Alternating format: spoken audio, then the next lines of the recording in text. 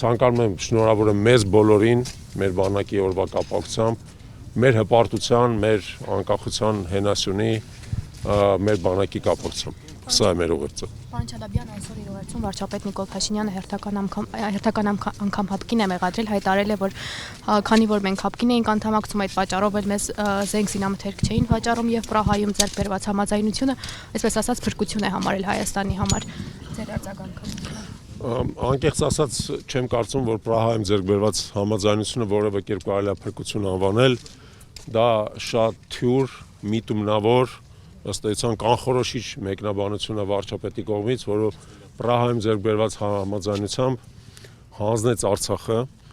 հանձնեց մեր հայրենիքի կարևորագույն հատվածը, որի համար մենք 30 տարի բոլորս միասին պայքարել ենք, բոլորս, եւ ոչ միայն նրանք, ովքեր կռվել են Արցախում եւ Արցախի համար, այլ ովքեր ապրել են Արցախի համար, ովքեր ստեղծել են Արցախի համար, ովքեր աջակցել են այդ պայքարին, ովքեր ստիպված են եղել շատերը, 100,000-ավոր մեր քաղաքացիներ, հեռանալ հայրենիքից օտարափերում, իրենց առօրյա հացը վաստակել, որովհետև մեր երկիրը հայտնվել է շրջափակման մեջ եւ օգնել երկրին եւ օգնել Արցախին։ Ուստի վարչապետի պաշտոնը զբաղեցնող Նիկոլ Փաշինյանը որևէ իրավունք չուներ մեր անունից Պրահայում այդպիսի համաձայնության գար, մեր անունից հանձնել մեր հայրենիքի մասը, ես համոզված եմ, որ հաջորդ սերունդները, ներառյալ նաև մեր սերունդը, մեր հայրենիքի հետ մասը վերջը կվերադարձնեն եւ կվերահայացնեն, իսկ այն խարանը, որը թողել է Փաշինյանը, կջնջեն։ Բայց դուք որքանով եք իրատեսական կամ ճիշտ համարում Նիկոլ Փաշինյանի մեղադրանքները ուղղված հապկին, նաև նա նշել էր, որ միջազգային հանրությունը մտավախություն ուներ, որ Հայաստանին վաճառված զենքերը կտեղակայվեն Հայաստանի Հանրապետության սուվերեն տարածքից դուրս, նկատի ունենալով Արցախի Հանրապետությունը։ Անկեղծ ասած, դա նրա մեկնաբանություններն է, հիշեցնեմ ձեզ, որ 2016 թվականի ապրիլյան պատերազմից հետո Հայաստան մեծ թվով ռազմական մատակարարումներ սկսվեցին, մեծ թվով, եւ դրանք ինչ-որ չափով խզվեցին եւ խափանվեցին ուղիղ հենց նրանից հետո, որ Նիկոլ Փաշինյանը եկավ իշխանության։ Նիկոլ Փաշինյանը թող ինքը ասի,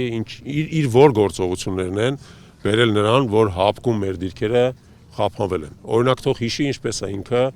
ենթադրենք ձերբակալել եւ կալանավորել հապկի գլխավոր քարտուղար Խաչատուրովին։ Եվ թող բացատրի ինչ պատճառով էր նա դա անում։ Արդյոք նա ինքը միտումնավոր չի փչացրել մեր հարաբերությունները հապկի հետ եւ հիմա էլ մեղադրում է հապկին։ Ես հապկի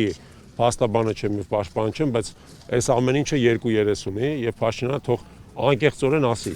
իր որ գործողություններն են բերել նրան, որ մենք հապկի հետ հարաբերությունները փչացրել ենք։ Թող անկեղծորեն ասի նրան իր որ գործողություններն են բերել նրան, որ ի վերջո ռազմական գործողությունները սկսել 2020 թվականին, երբ որ մինչև այդ սեղանին կար խաղաղության պայմանագիր,